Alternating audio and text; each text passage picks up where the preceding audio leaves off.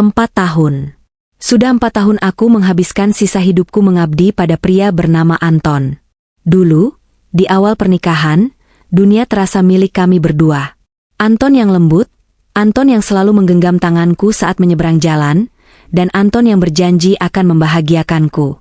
Namun, janji itu menguap begitu saja, lenyap ditelan waktu dan kehadiran orang ketiga. Namaku Maya. Dulu aku adalah wanita yang ceria, punya mimpi, dan punya harga diri. Tapi sekarang, jika kau melihat ke cermin di kamar mandi rumahku yang kusam, kau hanya akan melihat sesosok wanita kurus, berwajah layu, dengan pakaian daster yang warnanya sudah memudar. Aku tak bekerja, tak punya uang, dan tak punya teman. Minggir, kamu ngalangin jalan aja, bentak Anton pagi itu, menyenggol bahuku saat ia hendak mengambil dasinya. Aku terhuyung sedikit, menahan perih di hati. Maaf, Mas. Aku cuma mau siapin sarapan. Gak usah sok rajin, masakan kamu hambar. Aku makan di luar, jawabnya ketus sambil menyemprotkan parfum mahal ke lehernya. Wangi itu menusuk hidungku. Itu bukan wangi untuk kantor, itu wangi untuk wanita lain. Aku tahu Anton selingkuh. Bukan rahasia lagi. Namanya Siska, wanita yang jauh lebih segalanya dariku. Dia cantik, wangi, bekerja, dan pandai bergaul. Anton sering membandingkanku dengannya. Katanya, aku hanya beban. Katanya, aku parasit yang bisanya cuma minta uang makan. Padahal, Antonlah yang melarangku bekerja sejak awal menikah.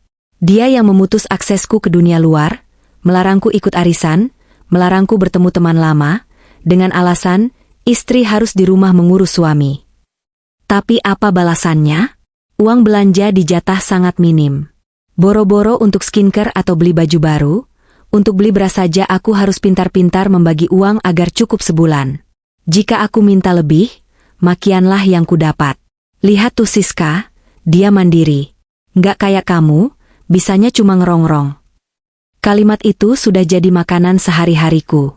Hari itu, Anton pulang lebih awal dengan wajah yang sulit ditebak. Ia melempar sebuah amplop undangan ke atas meja makan yang taplaknya sudah bolong di ujung.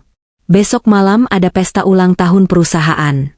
Semua karyawan wajib bawa pasangan. Bos besar akan datang, ujarnya tanpa menatapku. Mataku berbinar sejenak. Sudah lama sekali aku tidak keluar rumah, apalagi ke pesta. Aku diajak. Mas? Anton mendengus, menatapku dari ujung kaki ke ujung kepala dengan tatapan jijik. Kalau bukan karena wajib, aku nggak sudi bawa kamu. Bikin malu. Lihat tuh badan kamu, kurus kering, muka kusem. Nanti di sana jangan banyak omong. Jangan bikin aku malu. Iya, Mas. Aku akan berdandan sebaik mungkin. Jawabku antusias, mengabaikan hinaannya demi kesempatan untuk memperbaiki hubungan kami. Mungkin, jika aku tampil baik, Anton akan melihatku lagi. Satu lagi, potong Anton cepat. Besok aku berangkat duluan dari kantor. Ada urusan. Kamu berangkat sendiri. Naik apa? Mas? Motor kan sedang rusak. Tanyaku bingung. Ya pikir sendirilah. Angkot kan banyak. Ojek ada. Jangan manja. Udah numpang hidup, minta diantar jemput kayak ratu. Bentaknya lalu masuk ke kamar, membanting pintu. Malam itu aku tidak bisa tidur. Aku membongkar lemari pakaianku yang menyedihkan. Tidak ada gaun pesta. Hanya ada baju-baju rumahan dan beberapa kemeja lama. Satu-satunya baju yang agak layak adalah gaun selutut berwarna biru dongker yang kubeli 5 tahun lalu, saat diskon besar-besaran sebelum aku menikah. Warnanya sudah agak turun, dan modelnya sudah ketinggalan zaman, tapi itu yang terbaik yang kupunya. Keesokan harinya, aku sibuk mempersiapkan diri. Dengan sisa uang belanja, aku membeli saset masker wajah di warung, berharap bisa membuat wajahku sedikit lebih cerah. Aku menyetrika gaun biru itu berkali-kali sampai licin sempurna. Sore menjelang, aku mulai berdandan. Peralatan makeupku sangat terbatas. Bedak yang sudah retak, lipstik yang tinggal seujung jari, dan pensil alis yang sudah tumpul. Aku mematut diri di cermin. Kamu bisa, Maya.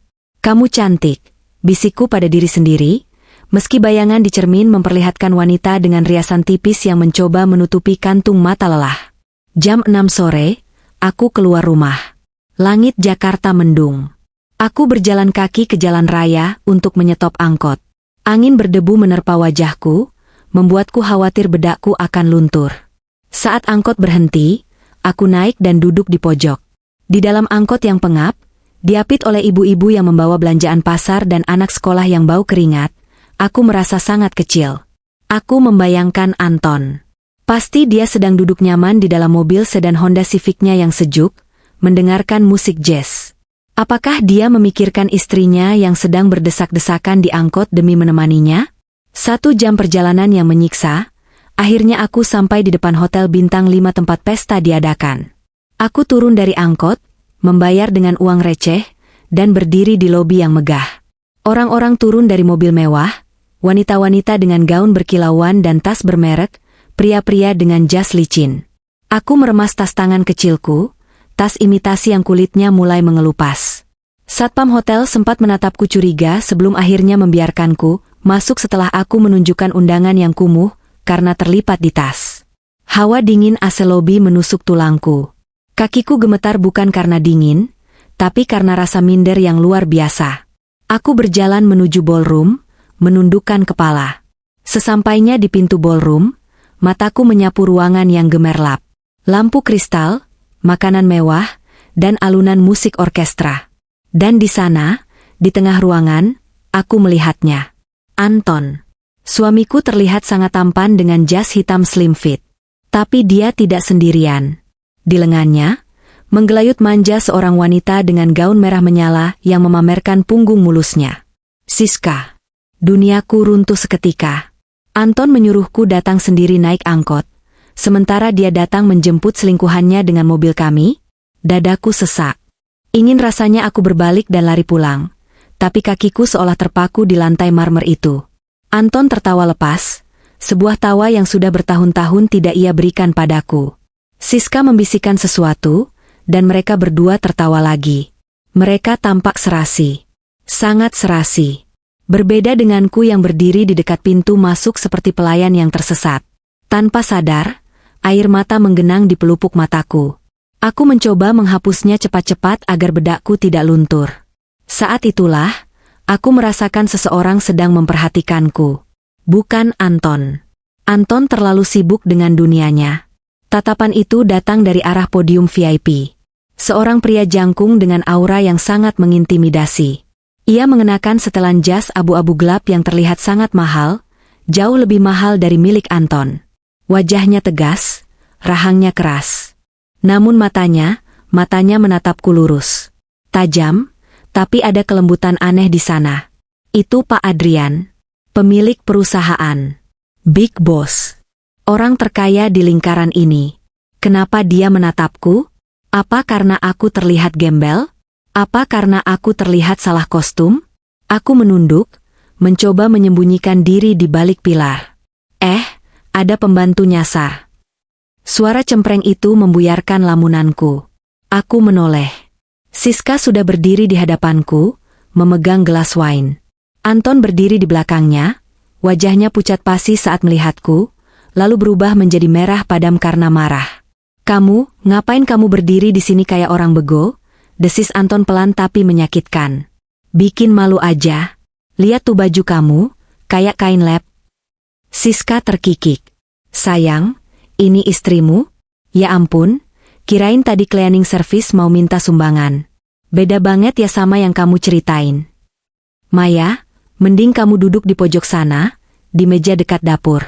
Jangan gabung sama tamu-tamu penting, perintah Anton kejam. Aku menahan tangis. Tapi Mas, kamu yang suruh aku datang. Aku suruh datang buat menuhin kuota undangan, bukan buat nampang, bentak Anton. Tiba-tiba, Siska, dengan sengaja menyenggol bahuku keras-keras saat ia pura-pura hendak membetulkan sepatunya. Aduh. Aku kehilangan keseimbangan. Tubuh kurusku terhuyung dan jatuh terduduk di lantai yang keras. Suara debum tubuhku cukup keras, hingga membuat musik orkestra yang sedang pelan terasa berhenti sejenak. Beberapa tamu menoleh. Alih-alih menolongku, Anton malah tertawa. Tawa yang canggung tapi jahat. Makanya kalau jalan pakai mata. Dasar ceroboh. Udah jelek, nyusahin. Siska menutup mulutnya, pura-pura kaget tapi matanya berkilat senang. Maaf ya, abis kamu halangin jalan sih. Aku mencoba bangun, lututku sakit sekali. Rasa malunya jauh lebih sakit daripada lukanya. Semua mata tertuju padaku. Tatapan mereka beragam. Ada yang jijik, ada yang kasihan, ada yang sinis. Anton melihat perhatian orang-orang tertuju pada kami. Bukannya melindungiku, dia justru memanfaatkan momen itu untuk menghancurkanku sepenuhnya. Dia pikir ini lucu. Dia pikir dengan merendahkanku, dia akan terlihat lebih hebat di depan teman-temannya dan Siska. Anton mengangkat tangannya, meminta perhatian orang-orang di sekitarnya, suaranya lantang menggema di ballroom itu. Hadirin sekalian, maaf atas gangguan kecil ini, seru Anton sambil menunjukku yang masih terduduk di lantai. Perkenalkan, ini istri saya di rumah. Lihatlah, menyedihkan bukan? Jantungku berhenti berdetak. Apa yang dia lakukan? Sudah 4 tahun saya bersabar. Lanjut Anton dengan nada dramatis seolah dia adalah korban. Saya kerja banting tulang, tapi di rumah cuma dikasih beban seperti ini. Nggak bisa dandan, nggak bisa kerja, nggak bisa bergaul. Cuma bisa habisin beras. Gelak tawa terdengar dari beberapa teman kantor Anton yang memang sering diajaknya mabuk-mabukan. Siska tersenyum penuh kemenangan di sebelahnya. Saya tanya di sini, teriak Anton lagi, kali ini suaranya seperti orang yang sedang melelang barang rongsokan. Adakah di antara kalian yang mau memungut wanita tak berguna ini? Saya ikhlas.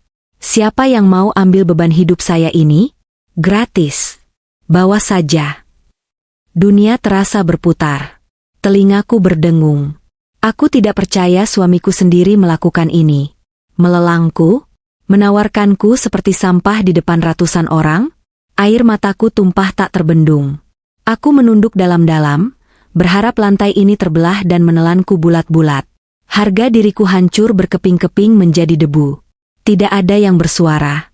Hening yang mencekam menyelimuti ruangan setelah tawa teman-teman Anton mereda. Mereka mulai sadar bahwa candaan Anton sudah kelewat batas, tapi tak ada yang berani menegur. Anton menyeringai, merasa menang. Tuh kan, nggak ada yang mau. Siapa juga yang mau barang rongsok? Saya mau. Suara itu berat, tenang, namun menggelegar ke seluruh penjuru ruangan. Memotong kalimat Anton dengan ketajaman setara pedang samurai. Semua orang terdiam. Kepala-kepala menoleh ke sumber suara. Anton yang tadinya menyeringai, kini wajahnya berubah menjadi pias, seputih kertas. Siska menjatuhkan gelas wine-nya hingga pecah, tapi tak ada yang mempedulikan pecahan kaca itu. Di sana, berjalan membelah kerumunan dengan langkah tegap dan wibawa yang luar biasa, adalah Pak Adrian. Sang pemilik perusahaan. Mata Pak Adrian tidak melihat ke arah Anton. Matanya terkunci padaku.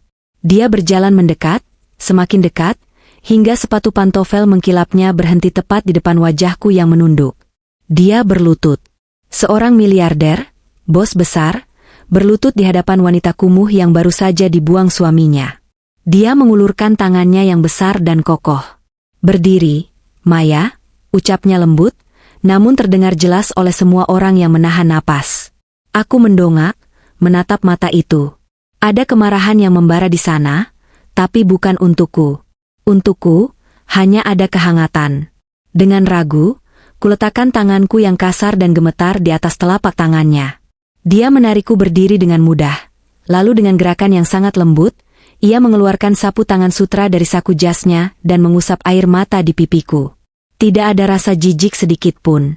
Pak Adrian lalu berbalik, merangkul bahuku erat, melindungiku dari tatapan dunia. Ia menatap Anton dengan tatapan yang bisa membunuh. Kamu bertanya siapa yang mau menerimanya? Anton, suara Adrian dingin, menusuk. Saya mau. Saya akan mengurusnya. Saya akan menerimanya. Dia mengeratkan rangkulannya padaku, seolah mendeklarasikan kepemilikan.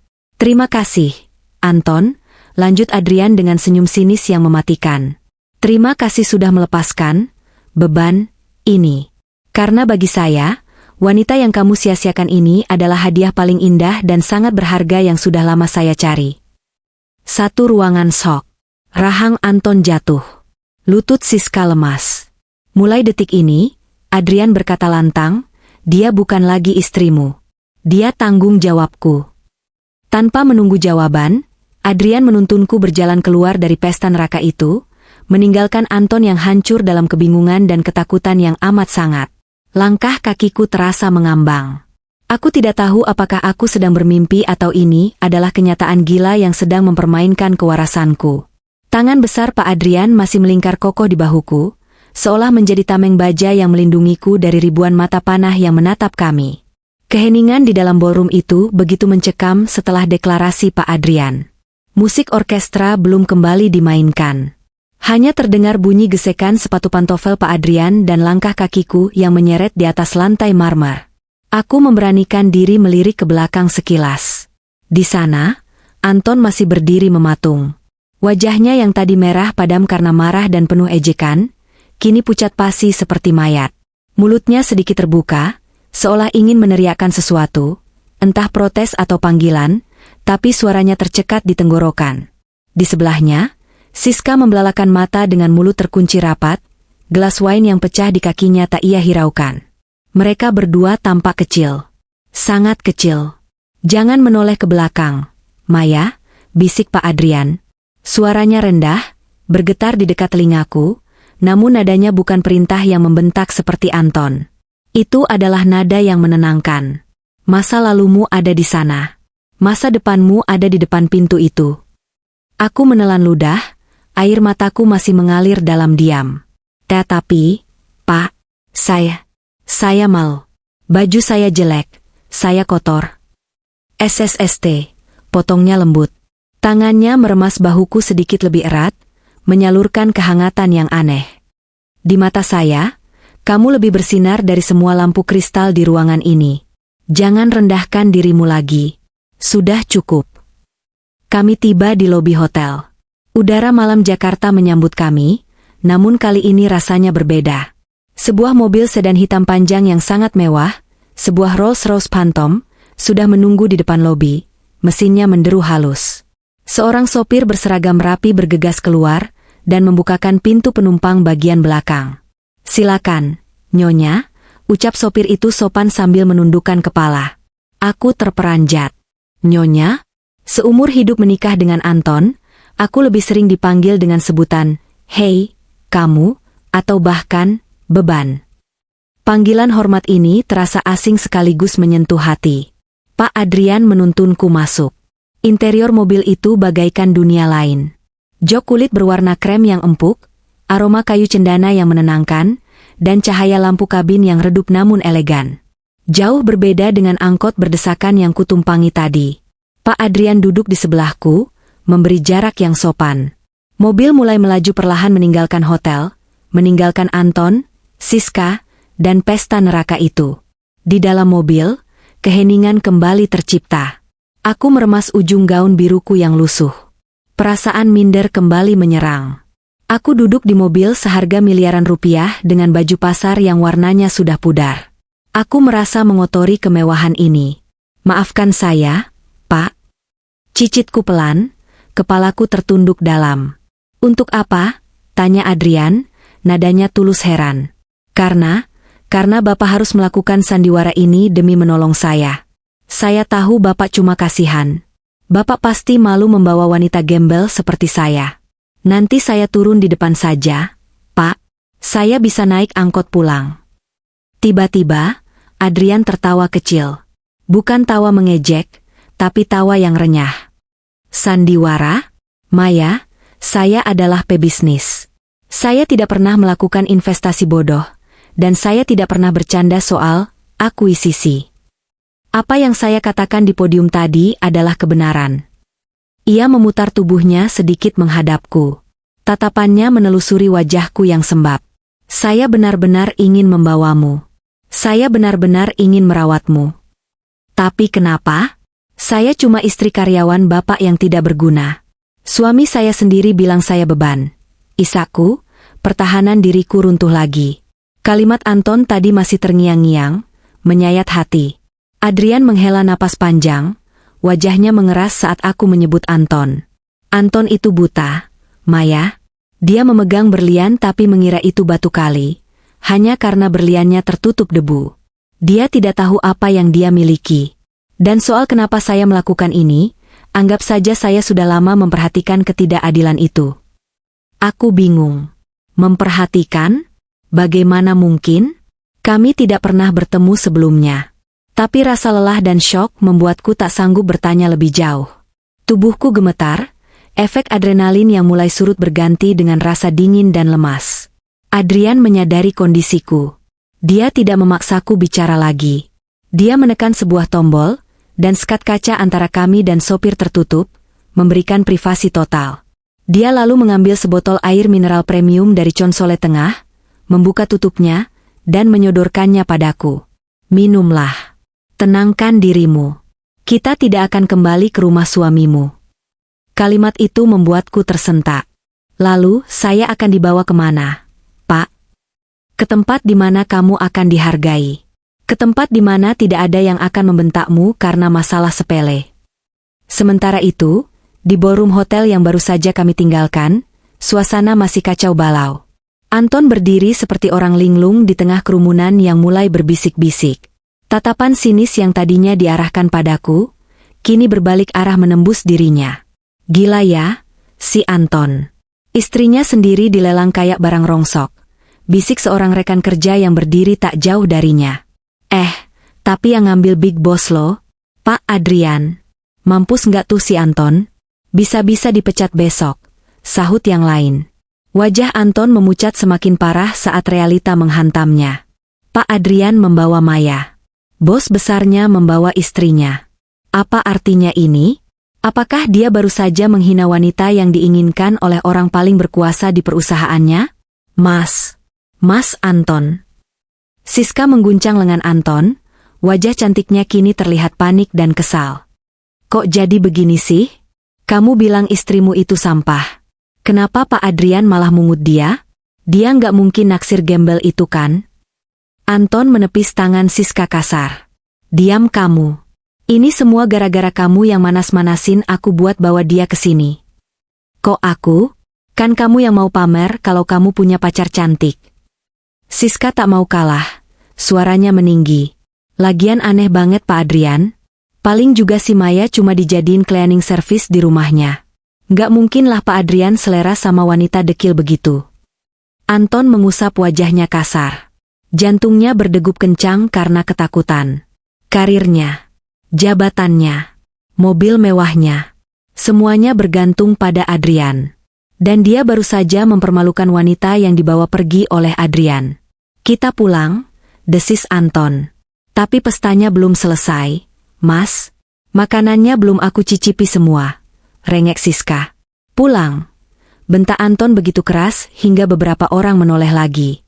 Tanpa mempedulikan Siska yang cemberut, Anton melangkah lebar keluar ruangan. Pikirannya kalut. Dia harus mencari cara. Dia harus memastikan Maya tidak mengadu macam-macam. Maya kan bodoh, batin Anton menenangkan diri. Dia wanita penurut. Besok aku akan datang menjemputnya. Minta maaf sedikit, kasih uang belanja lebih, pasti dia luluh dan mau pulang. Dia kan gak bisa hidup tanpaku. Anton tersenyum sinis, meyakinkan dirinya sendiri bahwa dia masih memegang kendali atas Maya. Dia tidak tahu bahwa Maya yang dia kenal sudah mati di lantai pesta tadi. Mobil Rolls-Royce itu perlahan memasuki sebuah gerbang tinggi yang terbuat dari besi tempa ukiran naga. Kami memasuki halaman luas yang asri, diterangi lampu-lampu taman yang artistik. Di ujung jalan masuk, berdiri sebuah bangunan megah bergaya kolonial modern. Bukan rumah biasa, ini sebuah villa pribadi yang sangat besar. Kita sudah sampai, kata Adrian lembut. Pintu mobil dibuka. Udara di sini jauh lebih segar, sejuk, dan tenang. Jauh dari hiruk-pikuk kota. Aku turun dengan ragu. Kakiku yang lecet karena sepatu murah terasa perih, membuatku sedikit terpincang. Tanpa aba-aba, Adrian sigap menahan siku tangannya agar aku tidak jatuh. Bisa jalan? Atau perlu saya gendong? Wajahku memanas. Bisa, Pak, bisa. Di depan pintu utama yang besar, seorang wanita parubaya dengan seragam pengurus rumah tangga yang rapi sudah menunggu. Wajahnya keibuan dan senyumnya hangat. "Selamat malam, Tuan Adrian," sapanya. Matanya kemudian beralih padaku, dan kulihat ada kilatan iba saat melihat penampilanku yang berantakan, namun dia menutupinya dengan senyum sopan. "Malam, Bei Inah," jawab Adrian. "Ini Maya. Mulai malam ini, dia akan tinggal di sini. Tolong siapkan kamar tamu yang paling nyaman, yang menghadap ke taman belakang. Siapkan juga air hangat dan pakaian ganti. Pakaian almarhumah ibu saya yang masih baru mungkin ada yang muat untuk sementara." "Baik, Tuan. Mari, Nyonya Maya, ikut Bibi," kata Bei Inah ramah. Aku menatap Adrian, bingung harus berkata apa. "Pak, terima kasih." Adrian mengangguk. Tatapannya meneduhkan. "Istirahatlah, Maya. Lupakan kejadian hari ini. Di sini kamu aman. Tidak ada Anton, tidak ada pelakor, tidak ada yang akan menyakitimu. Anggap ini rumahmu sendiri." "Tapi, apa yang harus saya bayar untuk semua ini?" tanyaku takut-takut. "Di dunia Anton, tidak ada yang gratis. Segala sesuatu harus dibayar dengan rasa sakit atau penghinaan." Adrian tersenyum tipis, kali ini senyumnya sampai ke matanya. "Bayarannya adalah, kamu harus kembali menemukan senyummu yang hilang. Hanya itu. Sekarang pergilah istirahat." Aku mengikuti Bei Inah masuk ke dalam rumah mewah itu, meninggalkan Adrian yang masih berdiri di teras menatap langit malam. Malam itu, untuk pertama kalinya dalam 4 tahun, aku mandi dengan air hangat di bathtub marmer yang wangi sabunnya seperti bunga lavender. Aku menangis lagi di sana, tapi kali ini bukan tangisan kepedihan. Ini tangisan pelepasan. Air hangat itu seolah melunturkan daki-daki penghinaan yang selama ini menempel di kulitku. Saat aku membaringkan tubuh di kasur king size yang empuknya seperti awan, aku menatap langit-langit kamar yang tinggi. Sudah 4 tahun aku menikah dengan Anton. Sudah 4 tahun aku menderita. Dan malam ini, Tuhan mengirimkan pertolongan lewat cara yang paling tidak terduga. Aku bersumpah dalam hati, aku tidak akan kembali menjadi Maya yang dulu. Anton sudah membuangku, dan dia tidak akan pernah mendapatkan kesempatan untuk memungutku lagi. Cahaya matahari pagi menerobos masuk melalui celah tirai sutra berwarna krem, menyapu wajahku dengan kehangatan yang lembut. Aku mengerjapkan mata, mencoba mengumpulkan kesadaran. Selama beberapa detik pertama, kepanikan menyergapku. Di mana aku? Kenapa kasur ini begitu empuk?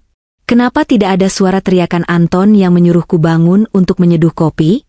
Aku terbangun dengan jantung berdebar, refleks tubuhku bersiap untuk melompat dari tempat tidur dan berlari ke dapur, karena takut terlambat menyiapkan sarapan. Namun, saat kakiku menyentuh karpet bulu yang tebal, realita malam sebelumnya membanjiri ingatanku. Pesta itu, penghinaan itu, Pak Adrian, dan villa ini. Aku bukan lagi di rumah petak lembab milik Anton. Aku berada di sebuah kamar tamu yang luasnya saja 2 kali lipat dari rumah yang kutinggali selama 4 tahun terakhir. "Nyonya Maya sudah bangun?" Suara ketukan pintu yang sopan diikuti dengan munculnya wajah ramah Bei Inah, membuatku menarik selimut menutupi dada. Aku masih mengenakan piyama satin yang dipinjamkan semalam. "Selamat pagi, Bei," jawabku canggung. "Maaf saya bangun kesiangan. Saya akan segera ke dapur untuk bantu masak." Bei Inah terkekeh pelan sambil melangkah masuk membawa nampan berisi segelas jus jeruk segar dan sepotong handuk hangat. "Ya ampun, Nyonya. Di sini Nyonya adalah tamu istimewa Tuan Adrian. Tidak ada yang boleh menyuruh Nyonya ke dapur. Tugas Nyonya sekarang cuma satu, istirahat dan pulihkan diri." Aku tertegun. "Tapi Bei, saya tidak biasa diam saja. Saya merasa tidak enak." "Tuan Adrian sudah berangkat ke kantor pagi-pagi sekali," potong Bei Inah lembut sambil meletakkan nampan di nakas. "Beliau berpesan agar Nyonya tidak dibangunkan. Beliau juga meninggalkan ini." Bei Inah menyerahkan sebuah paper bag elegan dan sebuah amplop. Dengan tangan gemetar, aku membuka amplop itu.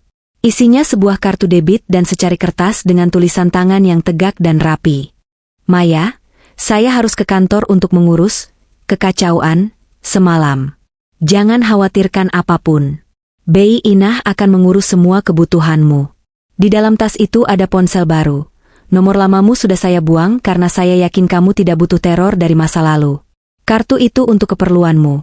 Belilah baju yang layak, perawatan, atau apapun yang membuatmu senang. Jangan merasa berhutang. Anggap saja ini uang muka untuk kebahagiaan yang tertunda selama 4 tahun. Adrian. Air mataku menetes lagi. Bukan karena sedih, tapi karena rasa haru yang membuncah. Selama ini, untuk meminta uang Rp10.000 membeli sabun cuci saja aku harus mendengar ceramah Anton selama 1 jam tentang betapa borosnya aku. Kini, seorang pria yang baru semalam mengambilku, memberikanku segalanya tanpa bertanya. Aku membuka paper bag itu. Sebuah ponsel pintar keluaran terbaru yang harganya mungkin setara dengan jatah uang belanjaku selama 2 tahun. Tuan Adrian sangat peduli pada nyonya, ucap Bei Inah sambil menatapku iba. Saya sudah bekerja 15 tahun dengan beliau. Belum pernah saya melihat beliau membawa wanita ke sini, apalagi diperlakukan seistimewa ini. Tuan Adrian orang baik, nyonya. Dia tahu mana berlian, mana kaca. Aku mengangguk pelan, menyeka air mata. Terima kasih, Bei. Sementara aku menikmati sarapan bubur ayam spesial buatan Bei Inah di teras villa yang menghadap kolam renang biru jernih. Nun jauh di sana, di rumah yang dulu kusebut tempat tinggal, neraka kecil baru saja dimulai. Maya mana kopiku? Teriakan Anton menggema di rumah tipe 36 yang sempit itu. Kepalanya terasa mau pecah. Efek alkohol yang ia tenggak semalam setelah pulang dari pesta masih terasa menyengat. Ia duduk di meja makan dengan mata merah, menunggu secangkir kopi hitam panas yang biasanya sudah tersedia tepat pukul 6 pagi. Hening. Tidak ada jawaban. Maya, kamu budek ya? Teriaknya lagi, kali ini sambil menggebrak meja. Hening lagi. Hanya suara dengung kipas angin tua yang terdengar. Anton bangkit dengan emosi memuncak. Ia berjalan menghentak ke arah dapur, siap memaki istrinya yang dianggap lalai. Namun, saat ia sampai di dapur, ia tertegun. Dapur itu dingin. Kompor tidak menyala. Piring kotor bekas makan malamnya sendiri, semalam masih menumpuk di wastafel, dikerubungi semut. Tidak ada aroma nasi goreng, tidak ada kopi. Saat itulah ingatan Anton kembali. Maya tidak ada. Maya dibawa pergi oleh Adrian. Sialan, umpat Anton, menendang tong sampah plastik hingga isinya berhamburan. Gara-gara si Adrian brengsek itu, pagi gue jadi kacau. Ia berbalik menuju kamar tamu, tempat Siska menginap semalam. Siska merengek minta ikut pulang karena takut pulang sendiri malam-malam, dan Anton, dengan bodohnya, mengizinkan karena berpikir Maya pasti tidak akan pulang malam itu. Anton membuka pintu kamar tamu kasar. Siska masih tidur meringkuk di bawah selimut, mendengkur halus. Yang, bangun, Yang, guncang Anton pada tubuh Siska. Siska melenguh, menepis tangan Anton. Apaan sih, Mas? Masih ngantuk tahu? Ini baru jam berapa? Jam 7. Aku mau berangkat kerja. Bikinin aku kopi dong, sama sarapan. Aku lapar banget, kepala pusing. Rengek Anton. Biasanya, Maya akan langsung memijat kepalanya dan menyuguhkan jamu pereda pusing. Siska membuka matanya malas, menatap Anton dengan tatapan tidak percaya. Hah? Kamu nyuruh aku masak? Hello? Tangan aku baru manicure kemarin. Mas, nanti rusak kalau kena bawang sama sabun cuci piring. Pesen GoFood aja napa sih? Ribet amat. Anton melongo. Tapi aku nggak punya uang cash. Yang, dompetku ketinggalan di mobil semalam. Lagian masak kopi doang masa nggak bisa? Ih, males ah. Air galonnya abis tuh. Aku mau minum aja susah. Kamu pasang dulu galonnya. Siska menarik selimut menutupi kepalanya lagi. Udah sana, jangan ganggu aku tidur. Nanti kalau kamu berangkat, kunci aja pintunya dari luar. Anton berdiri mematung. Perbedaan itu menamparnya telak. Kalau Maya, seberat apapun galon air, dia akan mengangkatnya sendiri tanpa mengeluh agar Anton tidak perlu repot. Kalau Maya, dia tidak akan pernah menjawab, males, saat Anton minta makan. Maya akan memasak apapun yang ada di kulkas, menyulap sisa bahan menjadi makanan enak. Dengan perasaan dongkol, Anton membanting pintu kamar. Ia terpaksa merebus air sendiri dengan panci karena tekonya kotor. Ia mencari kemeja kerjanya di lemari. Sial, mana kemeja biru yang biasa? Anton mengacak-acak lemari yang biasanya tertata rapi berdasarkan warna. Kini lemari itu mulai berantakan karena ia menarik baju sembarangan. Ia menemukan kemeja birunya di tumpukan paling bawah, tapi kondisinya kusut parah, belum disetrika. Arg, Maya bodoh. Kenapa nggak disetrika sih dari kemarin? Rutuknya pada angin. Ia lupa, kemarin ia melarang Maya menyentuh barang-barangnya karena ia sedang marah. Akhirnya, Anton berangkat ke kantor dengan kemeja putih yang agak kekuningan di bagian kerah dan celana yang sedikit longgar. Perutnya keroncongan, kepalanya sakit, dan hatinya panas. Di dalam mobil, ia melihat sisa lipstik Siska di tisu yang berserakan di dashboard. Mobilnya bau parfum Siska yang menyengat bercampur bau alkohol basi. Dulu, mobil ini selalu bersih dan wangi pandan karena Maya rajin membersihkannya setiap pagi sebelum Anton bangun. Sekarang, seperti kapal pecah. Awas aja kamu, Maya, gerutu Anton sambil memukul setir. Sok-sokan mau ikut Adrian. Paling 2 hari lagi kamu nangis-nangis di depan pagar minta pulang. Lihat aja, aku nggak bakal bukain pintu semudah itu. Di kantor, suasana terasa jauh lebih mencekam bagi Anton.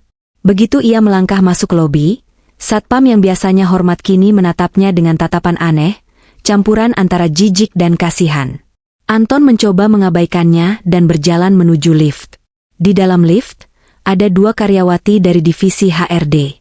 Mereka sedang berbisik-bisik seru, tapi langsung diam 1000 bahasa begitu melihat Anton masuk. Keheningan di dalam lift itu sangat menyiksa. Mbak, lantai 5 ya, kata Anton mencoba ramah. Salah satu karyawati itu menekan tombol tanpa menoleh. Anton bisa melihat dari pantulan pintu lift, mereka saling menyikut dan menahan tawa. Telinga Anton memerah. Sesampainya di kubikelnya, Anton merasa seperti pesakitan. Teman-teman satu timnya yang kemarin ikut tertawa saat ia melelang Maya, kini pura-pura sibuk menatap layar komputer. Tidak ada yang menyapanya. Ton, panggil Doni, teman sebelahnya, dengan suara pelan. Lo dipanggil Pak Bos. Jantung Anton mencelos. Pak Adrian? Yoi. Langsung ke ruangannya di lantai paling atas. Sekarang. Kaki Anton lemas. Ia berjalan menuju lift eksekutif dengan langkah berat. Bayangan Adrian yang berwibawa dan menakutkan semalam menghantuinya. Apa yang akan terjadi? Apa dia akan dipecat? Tapi kinerjanya bagus kan? Masalah rumah tangga tidak boleh dicampur-adukan dengan pekerjaan. Kan? Anton berusaha menghibur diri dengan logika-logika itu. Pintu ruangan CEO terbuka otomatis. Ruangan itu dingin, luas, dan beraroma maskulin. Di balik meja kayu mahoni besar, Adrian duduk membelakangi jendela kaca raksasa yang menampilkan pemandangan kota Jakarta. Duduk, Pak, tanya Anton gagap. Adrian tidak menjawab. Dia sedang membaca sebuah berkas. Dia membiarkan Anton berdiri selama 5 menit penuh dalam keheningan yang menyiksa. Keringat dingin mulai mengalir di punggung Anton. Akhirnya, Adrian menutup berkas itu dan menatap Anton. Tatapan itu datar, tanpa emosi, namun membuat nyali Anton ciut sekecil semut. Anton Wijaya, ucap Adrian menyebut nama lengkapnya. Manajer pemasaran regional. Kinerja bulan lalu, lumayan. Terima kasih, Pak, jawab Anton cepat, sedikit lega. Tapi, lanjut Adrian, suaranya memberat. Saya punya standar moral yang tinggi untuk orang-orang yang bekerja di lingkaran satu saya. Menurutmu, apakah pantas seorang manajer memperlakukan manusia lain seperti barang dagangan di acara resmi perusahaan? Anton menelan ludah. Tenggorokannya kering. Itu cuma bercanda, Pak. Saya dan istri saya mantan istri saya, memang suka bercanda begitu. Bapak mungkin salah paham. Salah paham? Adrian tersenyum tipis, senyum yang mengerikan. Saya melihat air matanya, Anton. Saya melihat ketakutan di matanya. Itu bukan candaan. Itu penyiksaan mental. Adrian berdiri, berjalan perlahan mendekati Anton. Dengar baik-baik. Saya tidak akan memecatmu hari ini. Itu terlalu mudah. Kamu akan merasa jadi korban kalau saya pecat sekarang. Anton mengernyit bingung. Maksud Bapak? Saya akan membiarkanmu bekerja. Tapi ingat satu hal, wanita yang kamu buang itu, sekarang ada di bawah perlindungan saya. Segala urusan hukum perceraian akan ditangani oleh pengacara terbaik saya. Jangan pernah mencoba mendekatinya, menerornya, atau mengganggunya. Sekali kamu melanggar, bukan hanya pekerjaanmu yang hilang, tapi masa depanmu di kota ini saya pastikan tamat. Anton gemetar. Ancaman itu nyata. Adrian punya kuasa untuk memblacklist namanya di seluruh industri. Satu lagi, tambah Adrian sebelum kembali duduk. Pastikan kamu menikmati kebebasan MU bersama wanita pilihanmu itu. Buktikan kalau kamu memang lebih bahagia tanpa beban yang kamu sebut-sebut kemarin. Silakan keluar. Anton keluar dari ruangan itu dengan kaki gemetar hebat. Ia harus berpegangan pada dinding koridor agar tidak jatuh. Rasa takut bercampur dengan rasa gengsi yang terluka parah. Sombong banget batin Anton saat sudah aman di toilet. Mentang-mentang kaya. Dia pasti cuma mau mainin Maya sebentar. Lihat aja, Maya itu nggak bisa apa-apa. Nggak bisa gaya, nggak bisa ngomong Inggris, kampungan. Adrian pasti bakal bosen dalam seminggu. Anton membasuh wajahnya. Ia bertekad untuk tidak kalah. Ia punya Siska. Siska cantik, seksi, dan pintar. Ia akan membuktikan bahwa hidupnya jauh lebih baik bersama Siska daripada bersama Maya si upik abu. Kembali ke villa. Siang itu, Bei Inah mengajakku berkeliling rumah. Ada perpustakaan besar, ruang musik, dan taman belakang yang penuh bunga anggrek. Ternyata, mendiang ibu Pak Adrian sangat menyukai bunga. Nyonya Maya suka bunga? Tanya Bei Inah. Suka sekali, Bei. Dulu saya menanam melati di pot kecil di depan kontrakan. Tapi sering mati karena disiram air panas oleh suami saya kalau dia lagi marah. Ceritaku tanpa sadar. Bei Inah menutup mulutnya kaget. Ya Tuhan, jahat sekali. Di sini, Nyonya bisa menanam apa saja. Tukang kebun kami, Pak Ujang, pasti senang ada yang bantu arahkan. Sore harinya, sebuah butik berjalan datang ke villa. Adrian benar-benar tidak main-main. Dia mengirimkan stylist dan beberapa asisten membawa rak-rak baju. Pak Adrian pesan, cari warna-warna pastel yang lembut. Jangan yang terlalu mencolok, tapi elegan, kata sang stylist, seorang wanita fashionable bernama Cici. Awalnya aku menolak, merasa ini terlalu berlebihan. Tapi Cici memaksaku mencoba. Saat aku keluar dari kamar ganti mengenakan sebuah dress selutut berwarna peach dengan potongan sederhana namun memeluk tubuhku dengan pas, Cici bertepuk tangan. Lihat cermin, Nyonya, katanya. Aku melihat diriku. Gaun itu membuat kulitku terlihat lebih cerah. Potongannya menyamarkan tubuhku yang terlalu kurus dan menonjolkan lekuk pinggangku yang sebenarnya ramping. Tinggal dipoles dikit. Rambutnya dicerambat biar nggak kusam. Wah pelakor lewat MAH, canda Cici. Aku tersenyum malu. Untuk pertama kalinya, aku melihat ada secercah harapan di cermin itu. Wanita di cermin itu bukan lagi Maya si beban. Dia mulai terlihat seperti Maya sang wanita. Malam harinya, Adrian pulang. Tidak seperti Anton yang pulang dengan membanting pintu dan wajah masam, Adrian masuk dengan tenang. Ia melihatku duduk di ruang tengah, sedang membaca buku resep masakan. Aku sudah mandi, memakai salah satu gaun rumah baru yang nyaman, dan wajahku terlihat lebih segar. Adrian berhenti sejenak, menatapku dari kejauhan. Ada sorot kekaguman di matanya yang membuat pipiku merona. Selamat malam, Maya, sapanya. Aku berdiri gugup. Selamat malam, Pak. Mas Adrian? Aku bingung harus memanggil apa. Dia menyuruhku memanggil nama saja tadi pagi di surat.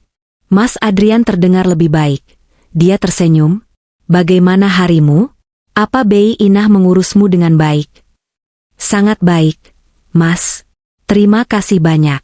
Saya bingung harus membalasnya bagaimana. Adrian duduk di sofa seberangku. Sudah saya bilang, bayarannya adalah senyummu. Dan sepertinya, saya sudah menerima cicilan pertama malam ini. Kamu terlihat jauh lebih baik. Mas, soal Anton? Aku memberanikan diri bertanya. Apa dia marah di kantor? Dia ketakutan, jawab Adrian santai sambil melonggarkan dasinya. Jangan pikirkan dia. Besok, pengacaraku akan datang menemuimu untuk tanda tangan surat kuasa. Kita akan ajukan gugatan cerai secepatnya. Kamu siap? Gugatan cerai. Kata itu terdengar menakutkan tapi juga membebaskan. Dulu aku takut cerai karena tidak tahu harus hidup dari mana. Tapi sekarang, dengan dukungan di sekelilingku, aku merasa berani. Saya siap, Mas. Saya mau lepas dari dia. Bagus, Adrian menatapku intens. Karena kamu pantas mendapatkan dunia, Maya, bukan neraka. Siang itu, suasana di kubikel kantor Anton mendadak tegang. Seorang kurir berseragam rapi dengan logo firma hukum ternama di dada, memaksa masuk dan berhenti tepat di depan meja Anton. Dengan Bapak Anton Wijaya, tanya kurir itu tegas. Anton yang sedang pusing melihat laporan penjualan yang menurun, menoleh malas. Ya, saya sendiri. Ada apa? Surat penting untuk Bapak. Mohon tanda tangan di sini sebagai bukti penerimaan. Anton menyambar pulpen dengan kasar, membubuhkan tanda tangan ceker ayamnya, dan merobek amplop coklat tebal itu begitu si kurir pergi. Jantungnya berdegup kencang saat melihat kop surat di dalamnya. Sanjaya Partners, Advocates Legal Consultants.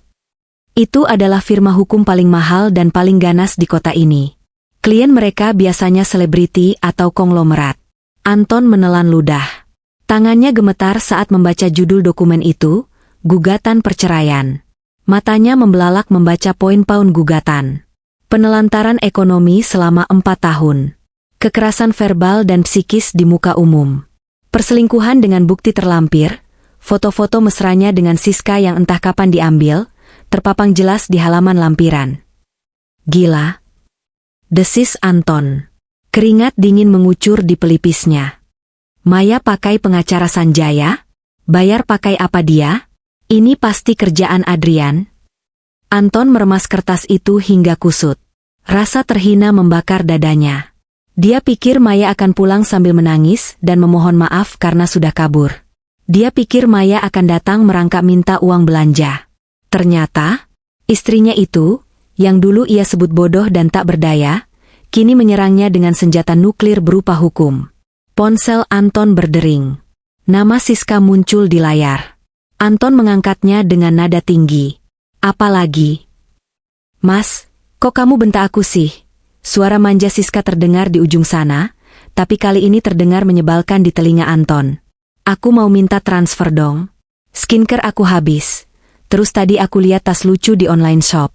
Mumpung lagi diskon, cuma 3 juta kok. 3 juta? Teriak Anton, membuat beberapa rekan kerjanya menoleh. Anton segera merendahkan suaranya, berbisik penuh emosi. Kamu gila ya?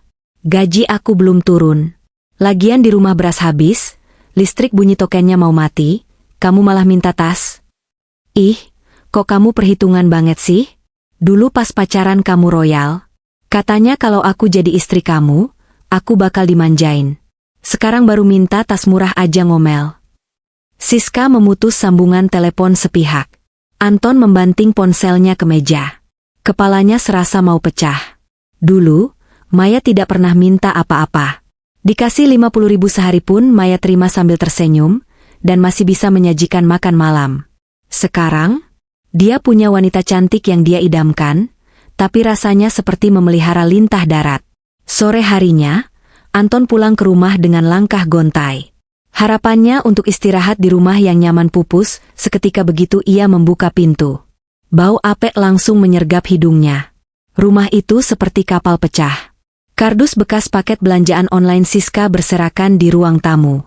Bungkus makanan cepat saji bertebaran di meja. Lantai lengket entah bekas tumpahan apa.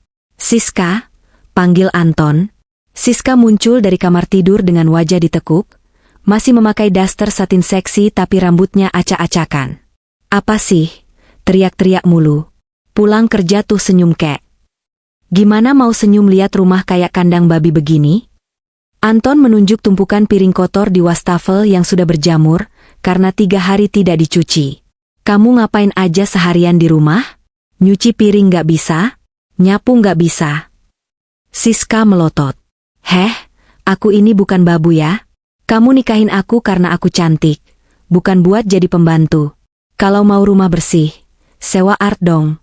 Kamu kan manajer, masa sewa pembantu aja nggak mampu? Kata-kata itu menohok ulu hati Anton. Dulu, dia melarang Maya menyewa pembantu dengan alasan, istri solehah itu yang mengurus rumah sendiri. Sekarang, dia sadar bahwa Maya melakukan pekerjaan 3 orang pembantu sendirian tanpa digaji dan tanpa dihargai. Aku lapar, kata Anton lemas, menyerah berdebat. Ada makanan apa? Nggak ada. Aku tadi pesen pizza tapi udah habis aku makan sama temenku yang main kesini. Kalau mau makan, pesen lagi aja atau masak mie instan sendiri. Jawab Siska enteng sambil kembali masuk ke kamar dan membanting pintu. Anton berdiri terpaku di dapur yang kotor.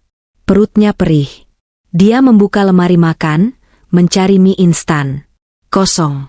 Siska bahkan tidak belanja bulanan. Dengan sisa tenaga, Anton mengais remah-remah biskuit di toples. Sambil mengunyah biskuit tawar itu, bayangan Maya berkelebat. Dia ingat Maya yang selalu menyambutnya dengan teh manis hangat. Dia ingat aroma sayur asem dan ikan asin goreng yang selalu tersedia, meski uang belanja pas-pasan. Dia ingat pijatan tangan Maya di bahunya saat dia lelah. Mei. Bisik Anton lirih di dapur yang gelap. Penyesalan itu mulai merayap, dingin dan menyakitkan. Tapi egonya segera menepisnya. Ah, enggak. Maya pasti juga menderita di sana. Dia cuma dimanfaatin Adrian. Nanti juga dia sadar kalau cuma aku yang mau nerima dia apa adanya. Sementara itu, di villa Adrian, suasana sangat kontras terjadi. Di ruang kerja Adrian yang mewah, aku duduk berhadapan dengan Pak Sanjaya, pengacara senior yang wajahnya tegas namun kebapakan. Adrian duduk di sofa samping, tidak ikut campur di meja utama, membiarkanku mengambil kendali atas hidupku sendiri. Jadi, Bu Maya, kata Pak Sanjaya sambil membuka berkas.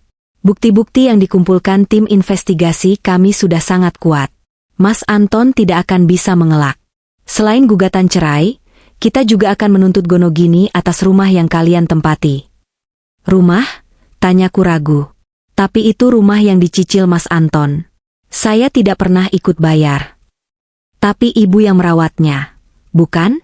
Dalam hukum pernikahan, ibu punya hak. Apalagi ibu dilarang bekerja oleh suami. Itu dihitung sebagai kontribusi domestik yang nilainya setara, jelas Pak Sanjaya sabar.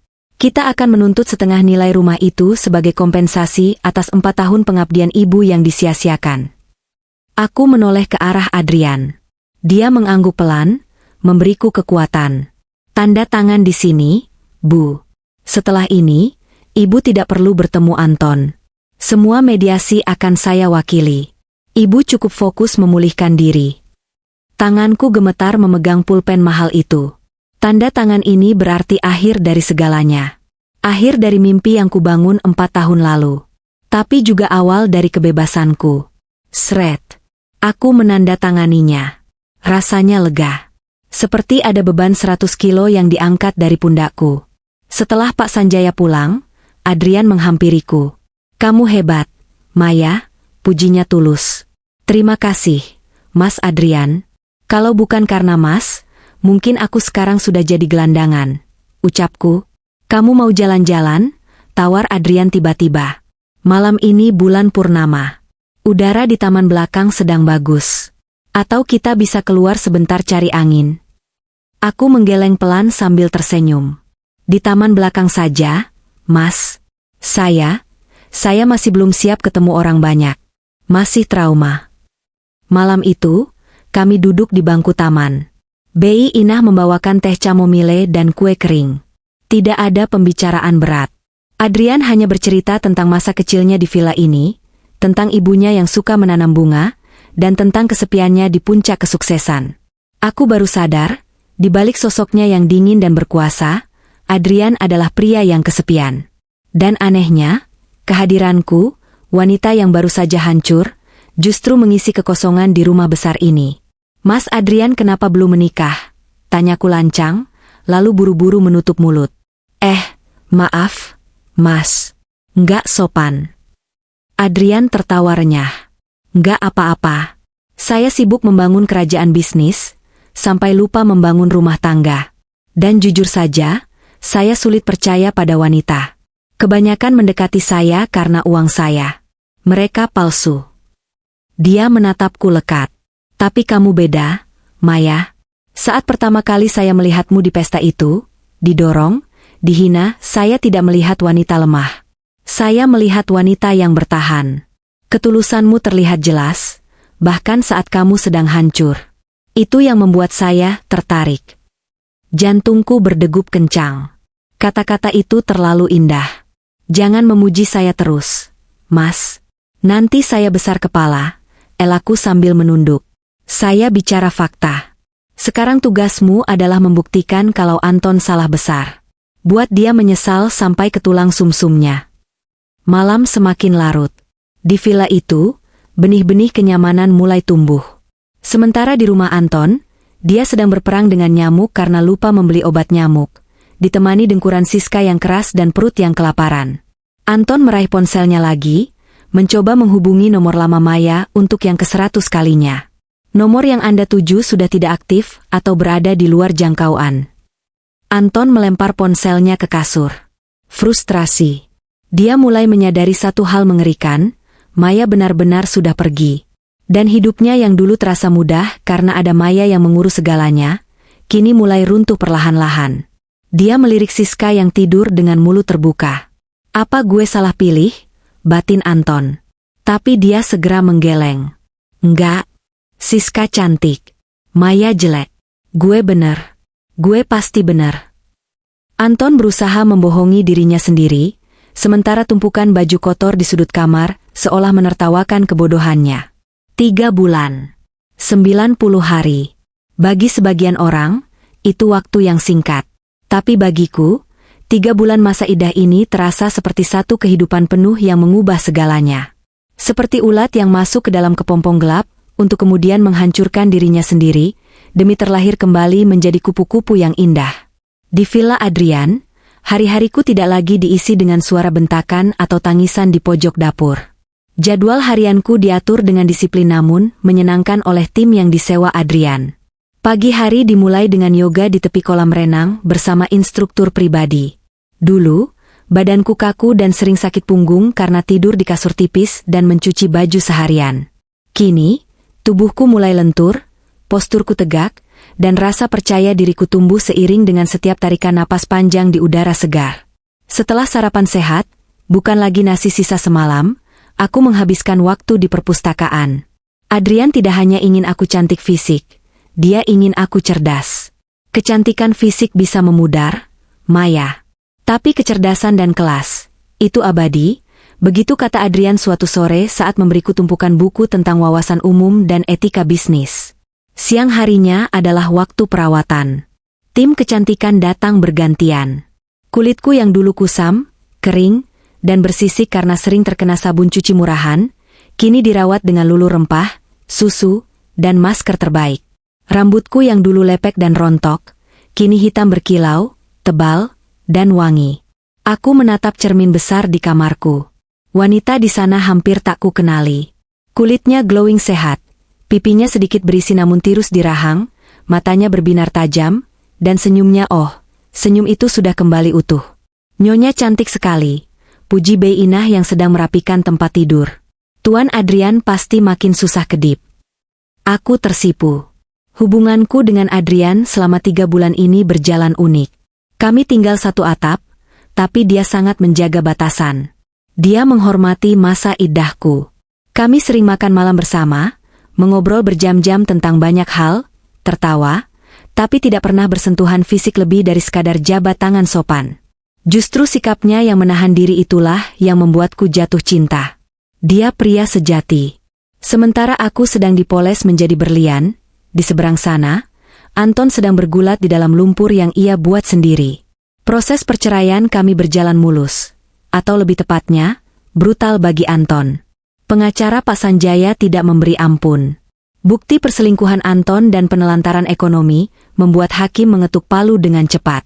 Keputusannya telak, kami resmi bercerai. Anton diwajibkan membayar nafkah iddah dan mut'ah, hadiah perpisahan, yang nominalnya cukup besar. Ditambah lagi, Pengadilan memutuskan rumah yang ditempati Anton harus dibagi dua nilainya, karena itu harta bersama selama pernikahan. Sialan, sialan. Anton membanting surat putusan pengadilan ke meja ruang tamu yang penuh debu. Kenapa lagi sih, Mas? Berisik banget.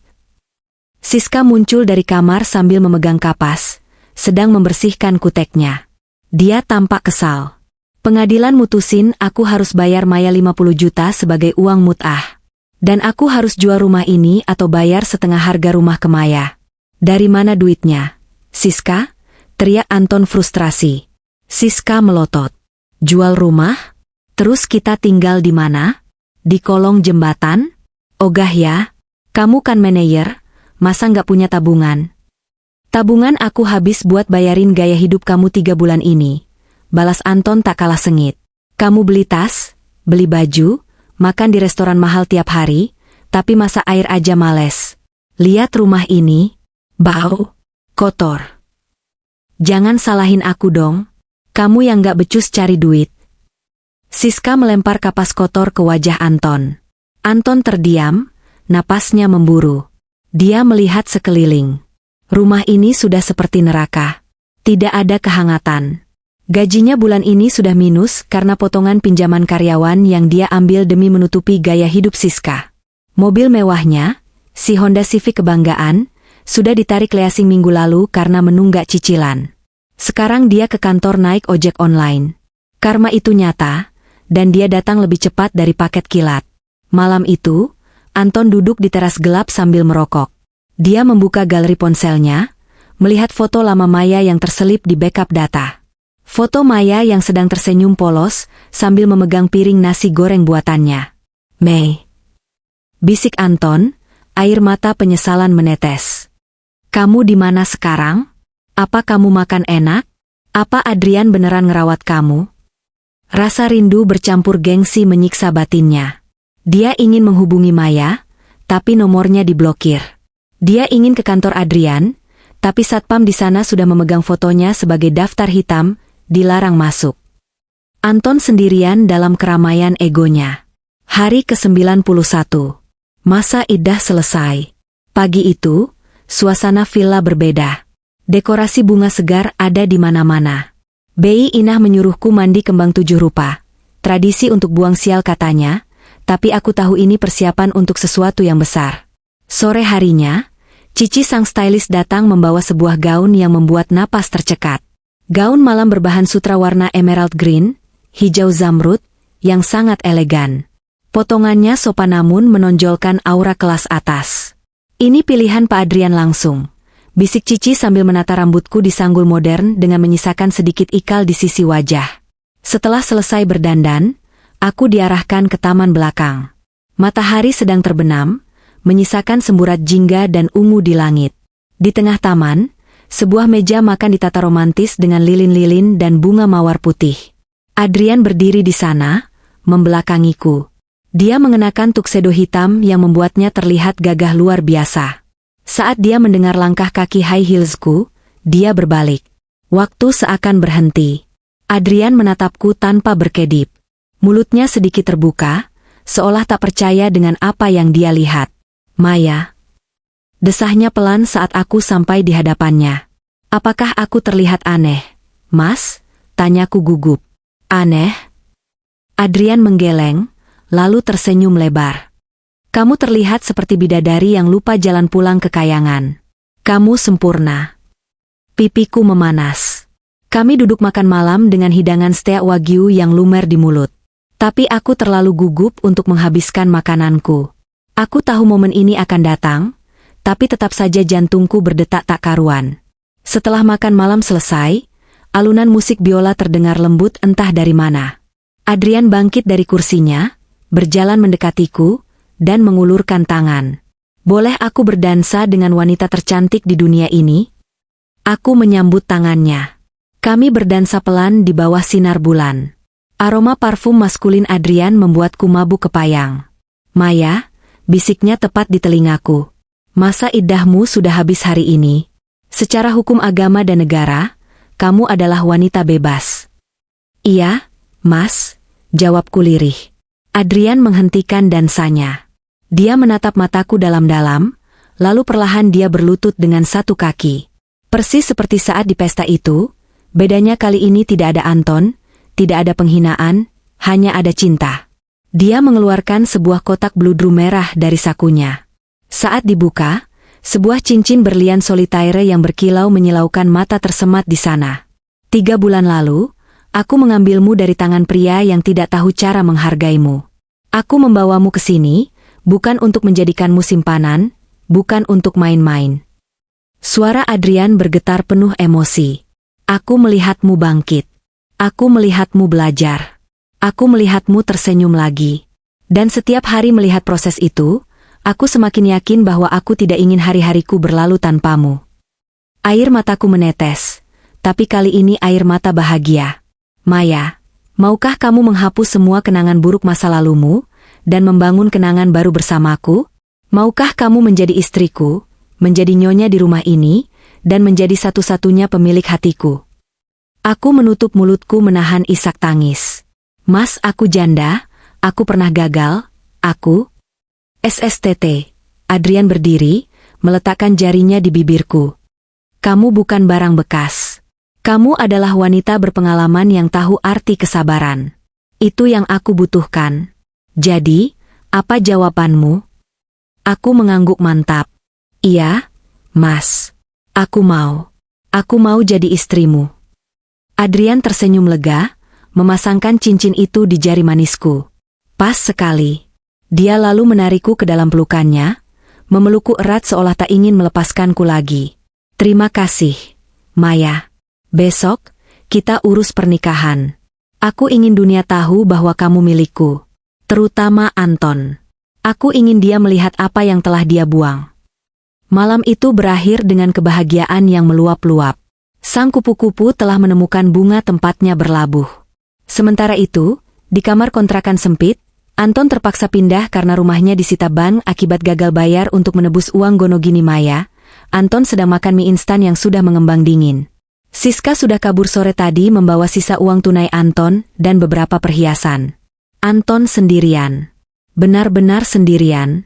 Dia melihat berita di televisi, sebuah saluran bisnis yang sedang mewawancarai Adrian. Pak Adrian, kabarnya Bapak akan segera mengakhiri masa lajang dengan seorang wanita misterius, tanya reporter. Di layar TV, Adrian tersenyum penuh arti. Betul. Namanya Maya. Dia adalah wanita terhebat yang pernah saya temui. Dan kami akan menikah minggu depan. Mangkok mie di tangan Anton terjatuh ke lantai. Prang. Maya? Anton menatap layar TV dengan mata kosong. Maya mau nikah sama Adrian? Dunia Anton runtuh untuk kedua kalinya. Dan kali ini, tidak ada jalan keluar. Hari itu, Jakarta seolah berhenti berputar sejenak. Semua mata tertuju pada satu acara akbar yang disiarkan secara langsung oleh beberapa stasiun televisi swasta, dan menjadi trending topik nomor 1 di media sosial. The Royal Wedding, Adrian Maya. Di sebuah grand ballroom hotel bintang 7 yang kemewahannya sulit dilukiskan kata-kata, aku duduk di depan meja rias. Kali ini, bukan bedak retak atau lipstik sisa yang kupakai. Seorang makeup artis langganan selebriti papan atas sedang memoles wajahku dengan sentuhan magis. Aku menatap pantulan diriku di cermin. Gaun pengantin berwarna putih gading rancangan desainer, ternama membalut tubuhku dengan sempurna. Ribuan kristal Swarovski yang dijahit tangan berkilauan setiap kali aku bergerak. Di kepalaku, tersemat sebuah tiara berlian kecil yang simpel namun memancarkan aura keanggunan seorang ratu. Nyonya cantik sekali, seperti putri dongeng, puji sang pria sambil merapikan veil, tudung, panjangku. Terima kasih, jawabku tersenyum. Dulu, saat menikah dengan Anton, aku berdandan sendiri. Kebaya yang kupakai adalah sewaan yang sedikit kebesaran di bagian bahu. Tidak ada fotografer, hanya foto buram dari kamera ponsel teman. Tidak ada pujian, hanya Anton yang berbisik, make up kamu ketebelan, kayak topeng, di hari pernikahan kami sendiri. Pintu terbuka. Adrian masuk. Dia mengenakan setelan jas tuxedo hitam bespoke yang membuatnya terlihat sangat tampan dan berwibawa. Matanya berbinar saat melihatku. Sudah siap, sayang? Tanyanya lembut, mengulurkan tangan. Aku gugup. Mas. Di luar banyak sekali orang. Aku jujur. Adrian menggenggam tanganku erat, menyalurkan kehangatan. Mereka ada di sana untuk merayakan kebahagiaan kita. Dan kalaupun kamu gugup, lihat mataku saja. Fokus padaku. Kita hadapi dunia bersama. Kami berjalan menuju altar. Ribuan tamu undangan, mulai dari menteri, selebriti, hingga mitra bisnis internasional, berdiri memberikan tepuk tangan. Kilatan lampu kamera tak henti-hentinya menyambar.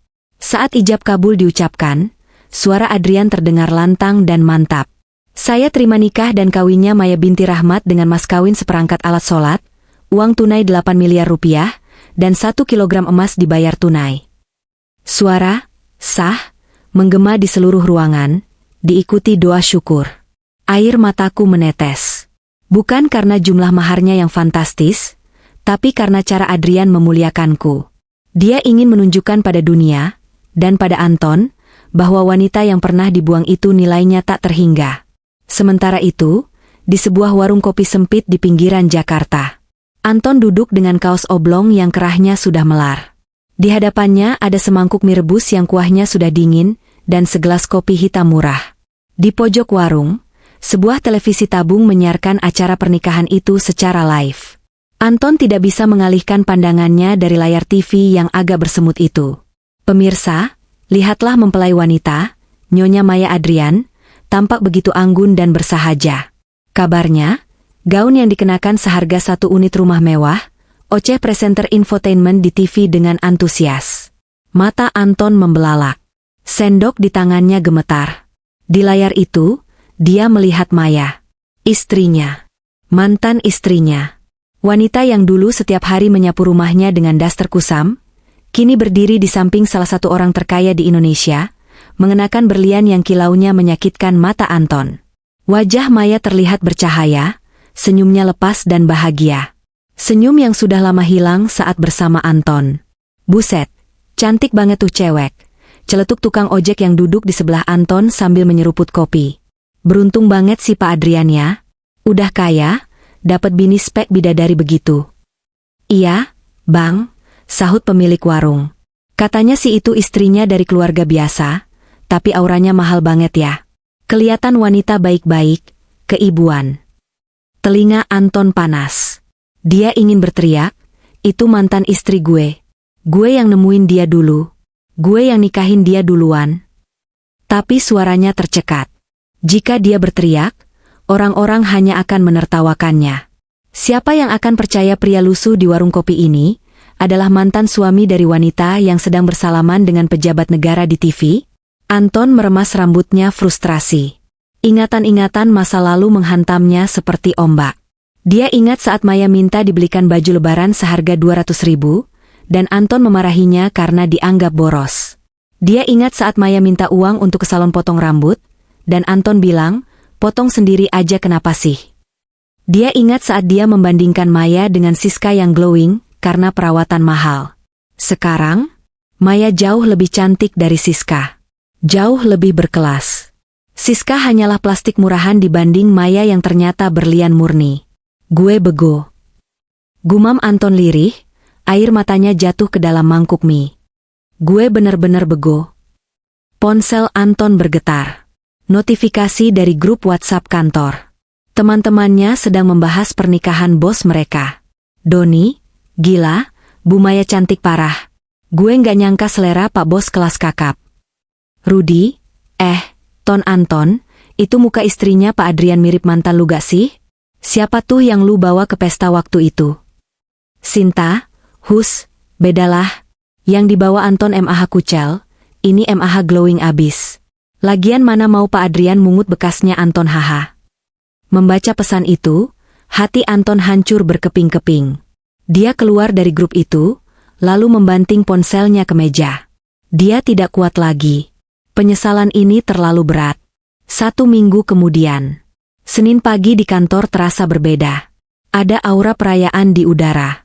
Karyawan berbisik-bisik senang karena Adrian memberikan bonus khusus dalam rangka pernikahannya.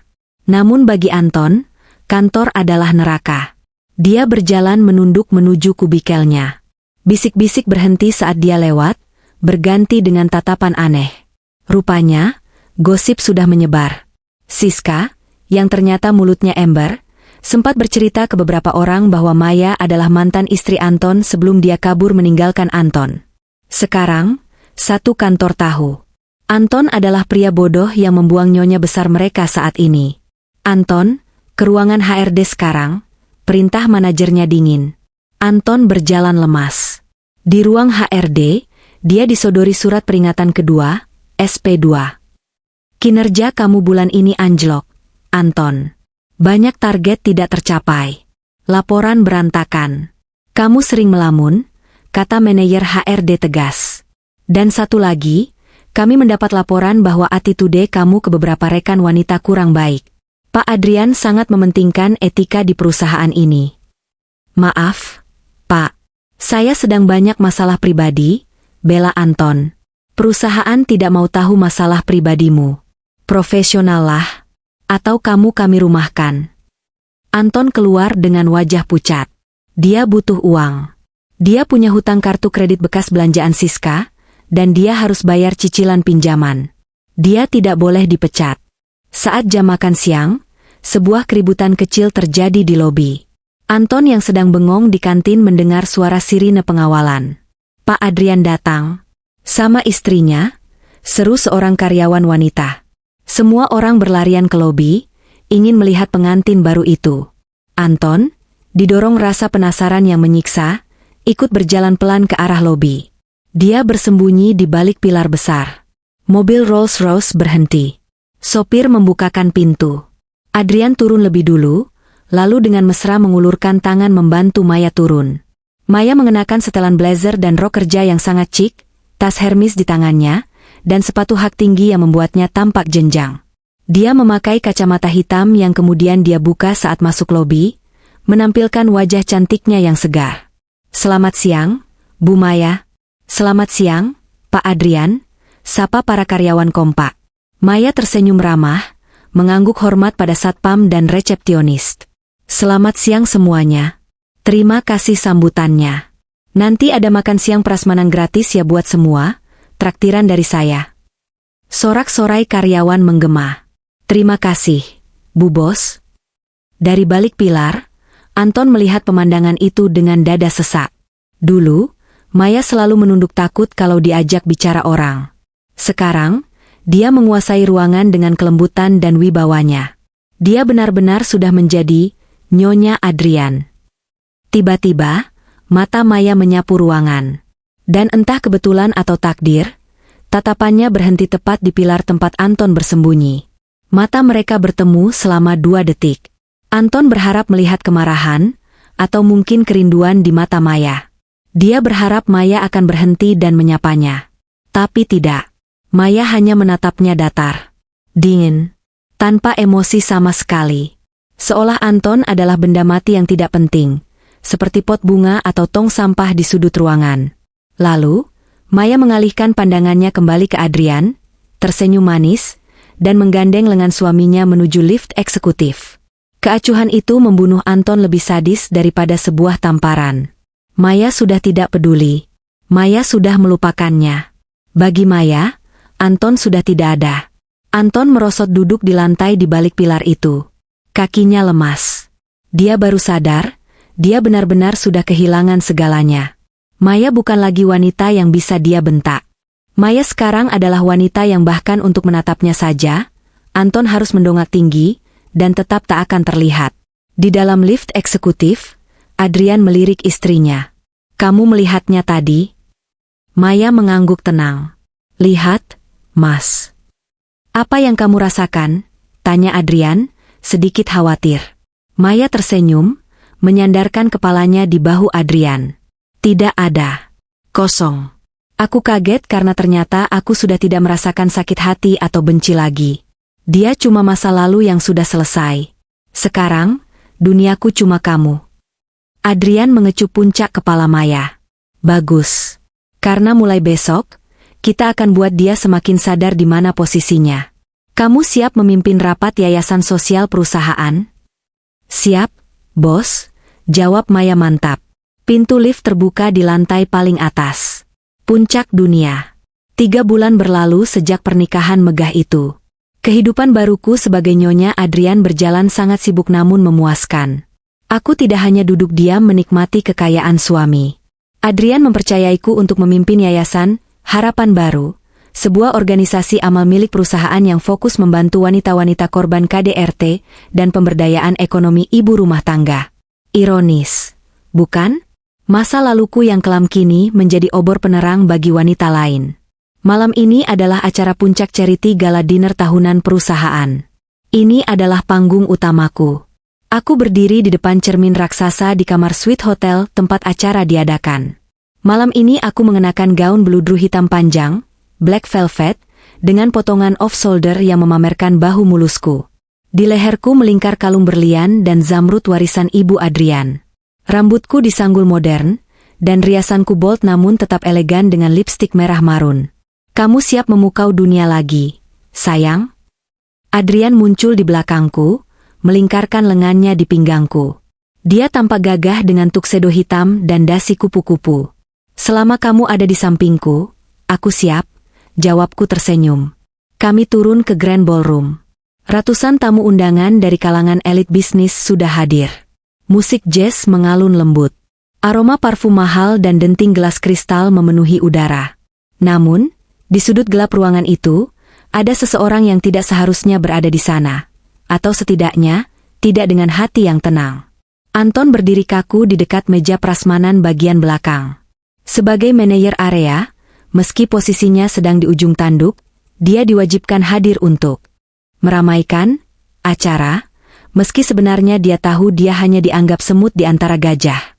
Anton mengenakan jas lamanya yang sudah mulai sempit di bagian perut, karena pola makannya yang buruk belakangan ini, hanya makan mie instan dan gorengan. Kemejanya agak kusut karena dia menyetrikanya sendiri dengan tidak becus. Matanya tak lepas dari sosok di tengah ruangan. Maya. Wanita itu sedang tertawa renyah sambil memegang gelas champagne, berbincang akrab dengan istri Menteri Perindustrian. Bahasa tubuhnya begitu luwes. Cara dia memegang gelas, cara dia mengangguk, cara dia tersenyum, semuanya berkelas. Nggak mungkin. Gumam Anton, mencengkeram gelas minumannya hingga buku jarinya memutih. Itu Maya yang dulu cuma bisa masak sayur asem? Itu Maya yang dulu gemeteran kalau ketemu orang. Rasa iri, menyesal, dan marah bercampur aduk di dada Anton. Dia merasa Maya sedang bersandiwara. Dia yakin, di balik topeng, nyonya besar, itu, Maya masih wanita bodoh yang sama yang merindukan Anton. Egonya yang tinggi membuatnya berdelusi bahwa Maya menikah dengan Adrian hanya untuk memanas-manasi Anton. Aku harus bicara sama dia, tekad Anton. Aku harus sadarin dia kalau tempatnya bukan di sini. Dia pasti kangen rumah. Dia pasti kangen aku. Kesempatan itu datang saat Adrian ditarik oleh beberapa investor asing untuk membicarakan proyek baru. Maya permisi sebentar menuju balkon teras untuk mencari udara segar. Anton meletakkan gelasnya kasar dan bergegas menyusul, menerobos kerumunan pelayan. Udara malam di balkon terasa sejuk. Aku berdiri memegang pagar pembatas, menatap gemerlap lampu kota Jakarta dari ketinggian lantai 30. Hening dan damai. Akting kamu bagus juga, Mei. Suara itu, suara yang dulu selalu membuat jantungku berdegup karena takut, kini hanya membuatku merasa terganggu. Seperti mendengar suara lalat yang berdengung. Aku menoleh perlahan, tanpa rasa kaget yang berlebihan. Anton berdiri di sana, di ambang pintu kaca. Dia terlihat menyedihkan. Jasnya kekecilan, wajahnya berminyak, dan ada kantung mata hitam yang tebal. Selamat malam, Pak Anton, sapaku datar, menggunakan panggilan formal. Ada yang bisa saya bantu? Atau Bapak tersesat dari area prasmanan? Wajah Anton memerah mendengar nada bicaraku yang dingin dan formal. Dia melangkah maju, mencoba mengintimidasi seperti dulu. Nggak usah sok formal sama aku. Aku ini suamimu, maksudku, mantan suamimu yang paling tahu luar dalam kamu. Desis Anton. Lihat kamu sekarang. Pakai baju mahal, perhiasan mentereng. Kamu pikir kamu pantes?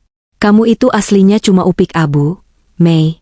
Kamu cuma cocok di dapur, bukan di pesta orang kaya begini. Aku menyesap champagneku perlahan, lalu menatapnya dari ujung kaki ke ujung kepala dengan tatapan menilai, tatapan yang dulu sering dia berikan padaku. Kau tahu, Anton, jawabku tenang, suaraku lembut tapi tajam. Dulu aku memang di dapur.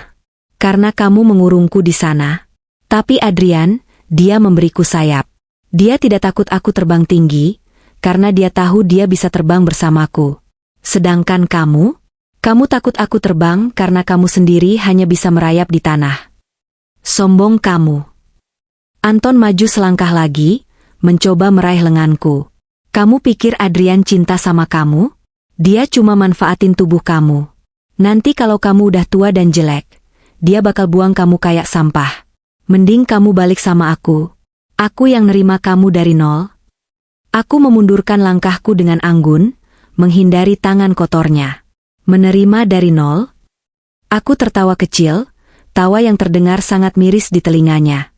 Kamu tidak menerimaku, Anton. Kamu memperbudakku. Kamu bilang aku beban, padahal akulah yang menopang hidupmu agar tetap waras. Dan lihat dirimu sekarang setelah aku pergi. Aku menunjuk ke mejanya yang kusut. Kemejamu kusut. Baumu apek, campuran keringat dan keputusasaan. Dan kudengar rumahmu disita, mobilmu ditarik. Anton terdiam, skakmat. Mulutnya terbuka tapi tak ada suara yang keluar. Sadarilah posisimu, Anton. Lanjutku, kini dengan nada tegas seorang atasan menegur bawahan. Aku bukan lagi Maya yang bisa kamu bentak. Aku istri pemilik perusahaan tempatmu mengais rezeki. Jika aku mau, satu jentikan jari saja, keamanan akan menyeretmu keluar dari sini dan besok surat pemecatan akan ada di mejamu. Anton gemetar. Ancaman itu nyata. Tapi aku tidak akan melakukannya, kataku sambil tersenyum tipis. Karena melihatmu hancur perlahan-lahan karena penyesalanmu sendiri, itu jauh lebih menghibur bagiku.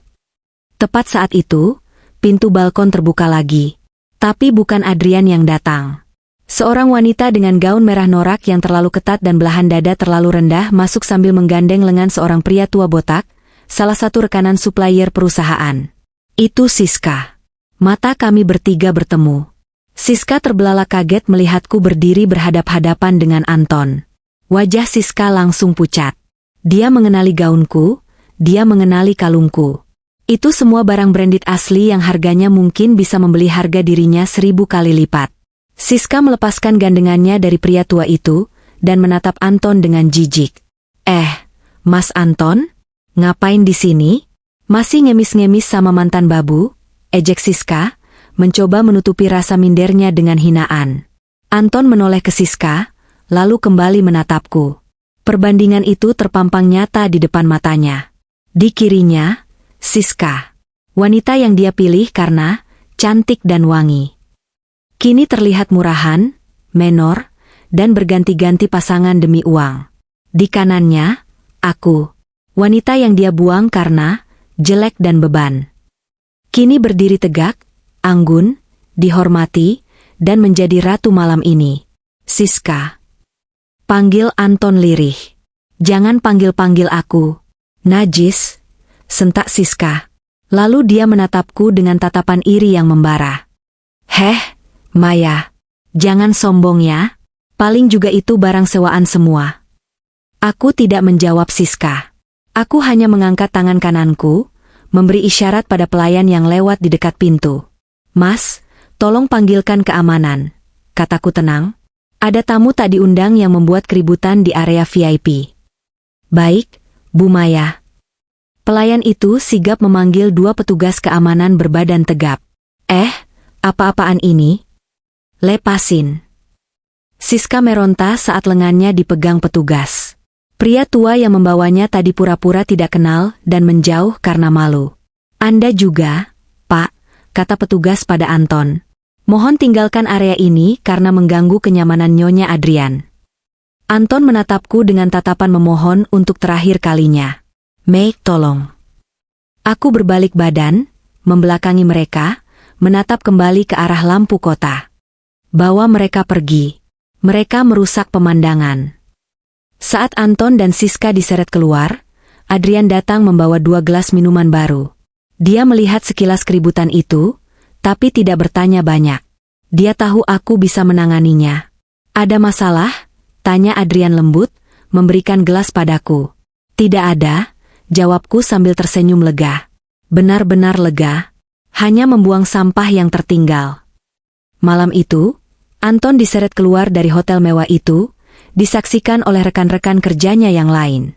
Dia berdiri di trotoar yang dingin bersama Siska yang terus-terusan memaki nasib. Ini gara-gara kamu, Mas, teriak Siska. Coba dulu kamu gak ceraiin dia, pasti kita bisa nikmatin hartanya juga. Diam kamu, bentak Anton, air matanya menetes. Kamu yang racunin otakku. Kamu yang bilang Maya beban. Padahal kamulah parasitnya. Oh, ngaca dong. Kamu tuh laki-laki gak guna. Miskin. Lemah. Siska meludah ke arah sepatu Anton, lalu menyetop taksi dan pergi meninggalkannya sendirian di pinggir jalan. Anton jatuh terduduk di aspal. Dari bawah sana, dia mendongak menatap jendela lantai 30 hotel itu. Di sana, di balik kaca yang hangat, Maya sedang berdansa dengan Adrian, dikelilingi cahaya dan kebahagiaan. Jarak di antara mereka bukan lagi sekadar status suami istri. Jarak itu kini sejauh bumi dan langit. Dan Anton sadar, tidak ada tangga yang cukup tinggi untuk membawanya kembali ke sana. Di dalam ballroom, aku menyandarkan kepala di dada Adrian saat kami berdansa pelan. Kamu hebat malam ini, bisik Adrian. Terima kasih sudah membuatku bersinar. Mas, jawabku. Bukan aku, koreksi Adrian. Cahaya itu sudah ada di dalam dirimu sejak dulu. Anton hanya menutupinya dengan kain kotor. Aku cuma menarik kain itu pergi. 6 bulan telah berlalu sejak malam di hotel itu. Waktu berjalan tanpa ampun, menggilas mereka yang tidak siap dan mengangkat mereka yang mau berusaha. Jakarta masih sama macetnya, udaranya masih sama panasnya, tapi nasib manusia di dalamnya bisa berubah 180 derajat. Di sebuah kamar kos sempit berukuran 3x3 meter di gang sempit daerah Jakarta Timur, seorang pria duduk termenung di atas kasur busa tipis yang sudah kempes di bagian tengah.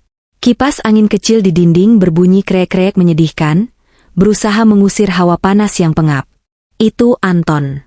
Mantan manajer pemasaran yang dulu necis, wangi, dan sombong itu kini nyaris tak dikenali. Rambutnya gondrong tak terawat, wajahnya kusam dipenuhi brewok yang tidak rapi, dan matanya cekung dengan lingkaran hitam yang tebal. Sial. Umpatnya pelan saat melihat saldo di aplikasi mobile bankingnya. Tinggal Rp50.000. 2 bulan lalu, surat pemecatan akhirnya turun. Perusahaan Adrian tidak memecatnya secara langsung karena masalah pribadi, tapi karena performa kerjanya yang hancur total. Anton sering melamun, salah input data, hingga menyebabkan kerugian bagi tim. Ditambah lagi, gosip tentang perlakuannya pada Maya menyebar ke klien-klien, membuat mereka enggan berurusan dengan Anton. Reputasinya tamat. Tanpa pekerjaan, tanpa pesangon yang besar, karena dipotong utang perusahaan, dan dengan cicilan yang menumpuk, Anton jatuh miskin dalam sekejap. Mobil mewahnya sudah lama ditarik leasing. Rumah Gonogini sudah dijual dan uang bagiannya habis untuk membayar gaya hidup Siska yang sempat ia biayai dan utang kartu kredit. Berbicara soal Siska, wanita itu menghilang bak ditelan bumi. Terakhir Anton mendengar kabar dari temannya, Siska terlihat menggandeng seorang duda kaya pemilik toko bangunan di luar kota. Siska benar-benar parasit sejati. Begitu inang lamanya mati, dia loncat ke inang baru. Coba dulu aku nggak selingkuh. Coba dulu aku hargai Maya. Anton memeluk lututnya. Penyesalan itu datang setiap malam seperti hantu yang mencekik lehernya. Dia merindukan masakan Maya. Dia merindukan pijatan Maya. Dia merindukan senyum tulus Maya yang menerimanya saat dia belum punya apa-apa. Sekarang, dia kembali ke titik nol. Tidak, ini minus. Dulu saat nol, dia punya Maya yang menyemangatinya. Sekarang di titik minus, dia sendirian. Perutnya berbunyi keras. Anton bangkit, meraih dompetnya yang kumal, dan berjalan keluar gang untuk mencari makan di warteg. Saat sedang berjalan gontai, langkahnya terhenti di depan sebuah toko elektronik. Di sana, di layar televisi besar yang dipajang di etalase, sebuah acara berita sedang menayangkan liputan khusus. Yayasan Harapan Baru meresmikan rumah singgah untuk wanita terlantar. Dan di layar itu, wajah yang sangat ia kenal muncul. Maya. Namun, ada yang berbeda. Maya di layar TV itu terlihat lebih berisi. Pipinya merona merah alami, dan tangannya sesekali mengelus perutnya yang mulai membuncit. Anton membelalakan mata. Hamil? Maya hamil? Dalam wawancara itu, Adrian berdiri di samping Maya, merangkul pinggang istrinya dengan protektif. Kami sangat bahagia, ucap Adrian di TV sambil menatap Maya penuh cinta. Proyek rumah singgah ini adalah impian istri saya. Dan kebetulan, ini juga menjadi syukuran atas kehamilan anak pertama kami yang memasuki usia 4 bulan. Reporter bertepuk tangan. Selamat Pak Adrian, Bu Maya. Semoga lancar sampai persalinan. Maya tersenyum, senyum yang begitu damai. Terima kasih. Saya hanya ingin berbagi kebahagiaan. Dulu saya pernah ada di posisi sulit, dibuang dan dianggap beban. Tapi suami saya mengajarkan bahwa setiap wanita itu berharga. Jadi, rumah singgah ini untuk mereka yang butuh sandaran. Dada Anton sesak bukan main. Kalimat Maya menamparnya telak. Dibuang dan dianggap beban. Anton mengulang kata-kata itu lirih. Itu kata-katanya dulu. Kata-kata yang ia teriakkan di pesta kantor untuk mempermalukan Maya. Kini, kata-kata itu menjadi motivasi Maya untuk menjadi malaikat bagi orang lain. Tanpa sadar air mata Anton menetes di pinggir jalan yang ramai. Orang-orang lalu lalang menatapnya aneh. Seorang pria lusuh menangis di depan toko elektronik. Dia hamil anak Adrian, anak pewaris tunggal kekayaan triliunan. Gumam Anton gila. Itu harusnya anakku, itu harusnya hidupku. Tapi Anton sadar, dia tidak pantas. Dia hanyalah masa lalu kelam yang sudah ditutup bukunya rapat-rapat oleh Maya. Tiba-tiba, sebuah mobil mewah melintas pelan di jalan raya depan toko itu karena macet. Anton mengenali mobil itu. Rolls-Royce hitam. Kaca jendela belakang sedikit terbuka. Anton melihat Maya duduk di sana, menyandarkan kepala di bahu Adrian yang sedang membacakan sesuatu dari buku. Mereka tertawa. Bahagia. Sempurna. Anton ingin berteriak memanggil nama Maya. Tapi suaranya hilang. Dia melihat pantulan dirinya di kaca etalase toko. Kurus, kotor, menyedihkan. Lalu dia melihat Maya di dalam mobil mewah itu. Bersinar, ratu, dicintai. Jarak di antara mereka bukan lagi sekadar kaca mobil. Jarak itu adalah surga dan neraka. Mobil itu berlalu, membawa pergi satu-satunya wanita yang pernah tulus mencintainya, wanita yang ia sia-siakan demi nafsu sesaat. Anton jatuh berlutut di trotoar, menangis meraung-raung di tengah hiruk-pikuk kota yang tidak peduli padanya. Kehancurannya kini sempurna.